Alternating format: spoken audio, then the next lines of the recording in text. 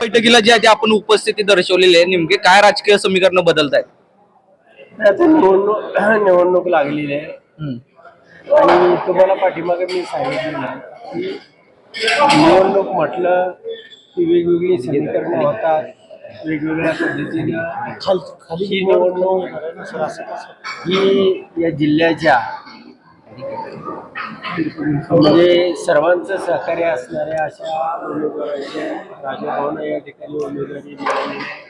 पाठीमागच्या घडामोडी मी तुम्हा सगळ्यांना सांगितलेल्या आहेत आणि या ठिकाणी मी पाठीमागे सांगितलेलं होतं माझी भूमिका की मी वसंतनाना यांना मतदान करणार नाही आणि या निवडणुकीमध्ये जी वसंतनाना उमेदवारी दिलेली आहे ही माझा विश्वासघात करून दिलेली आहे, माझी फसवणूक करून दिलेली आहे, माझी मानहानी करून दिलेली आहे. एकदा माझ्या मनाची उमेदवारी ठरलेली असताना त्यांनी पुन्हा अशा पद्धतीनं गैरविश्वास दाखवून उमेदवारी त्या ठिकाणी अर्ज भरणं, पुन्हा माझीच उमेदवारी म्हणून फायनल करणं आणि पुन्हा वसंतनानाचाच फॉर्म ठेवणं ही या पाठीमागेही अनेक ठिकाणी अनेक तालुक्यामध्ये राजकारण करत असताना अनेक ठिकाणी त्यांची अशाच पद्धतीची भूमिका राहिलेली आहे आणि त्यामुळे मी कंटाळून गेलो त्यांच्या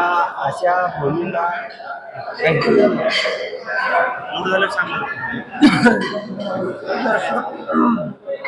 दर्शवून करणं, गैरविश्वास दाखवणं आणि सहकार्य म्हटल्यानंतर त्या ठिकाणी बरोबरीनं सर्वांनी चालणं, कारण हा जो काळ आहे महाविकास आघाडीचा तो अतिशय अडचणीचा काळ आहे आणि अशा काळामध्ये जे नेतृत्व करतात त्यांनी सर्वांना सामावून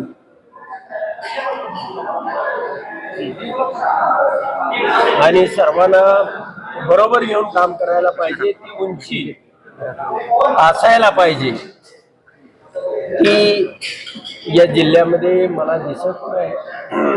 त्यांच्याबरोबर कोण आहे मला माहिती नाही, पण जेही आम्ही राष्ट्रवादीचे आणि सहकारी शेतकरी कामगार पक्षाचे आमदार सगळे या ठिकाणी आम्ही राजाभाऊ राऊत यांना पाठिंबा दिलेला आणि या ठिकाणी बैठक होती. त्या बैठकीमध्ये त्यांना आम्ही त्या ठिकाणी म्हणजे माळशिरस तालुक्यात उत्तम जानकर आणि मोहिते पाटील परत संघर्ष पाहायला मिळणार नाही. आता तो त्यांनी सुरू केलाय म्हणायला हरकत नाही, पण त्याची सुरुवात तर झालेली आहे की एखाद्या ह्याच्यामध्ये संकट काळामध्ये मी खासदार करताना तुम्ही सगळ्या मीडियाने जिल्ह्याने राज्यानं माझी भूमिका पाहिलेली आहे आणि अशा पद्धतीची भूमिका घेऊन आम्ही त्या ठिकाणी उतरलेलो असताना त्या निवडणुकीमध्ये पुन्हा मी आमदार होऊ नये म्हणून यांनी वेगवेगळ्या कृत्या केल्या, वेगवेगळ्या प्रकारचे डावपेच केले, अनेक प्रकारच्या त्या ठिकाणी तुम्हाला या मीडियामध्ये सांगता अगदी देवाभाऊपर्यंत सुद्धा जाऊन आले की यांचा जातीचा दाखला रद्द करा, असं करा, तसं करा. पण अशा पद्धतीनं जास्त काळ मी मोहिते पाटील कुटुंबाबरोबर कोणी राहू शकत नाही असं माझं. रामभाऊ आणि उत्तम जानकर यांची युती माळशिरस तालुक्यात पाहायला मिळेल. सोबत घेऊन जाण्याची भूमिका नेत्यांची दिसत नाही. मोहिते पाटील कुटुंबाची अशी ओळख होती की जिल्ह्यातल्या सगळ्या नेत्याला सोबत घेऊन जाणार कुटुंब म्हणून हे सगळं सोडलंय आणि एकाधिकारशाही सुद्धा आता सुद्धा पक्षात वाटतं. त्यांच्या कुटुंबामध्ये निर्णय कोण करतंय हे समजत नाही. निर्णय पुढच्या बाजूला खासदार करतात आणि तो निर्णय फिरवणारी मागे यंत्रणा. हे प्रत्येक वेळेला राजकारण करत असताना प्रत्येक ठिकाणी न्याय द्यावा लागतो. त्या ठिकाणी निवडणुकीमध्ये व्यूहरचना करावी लागते, आघाड्या उघडाव्या लागतात.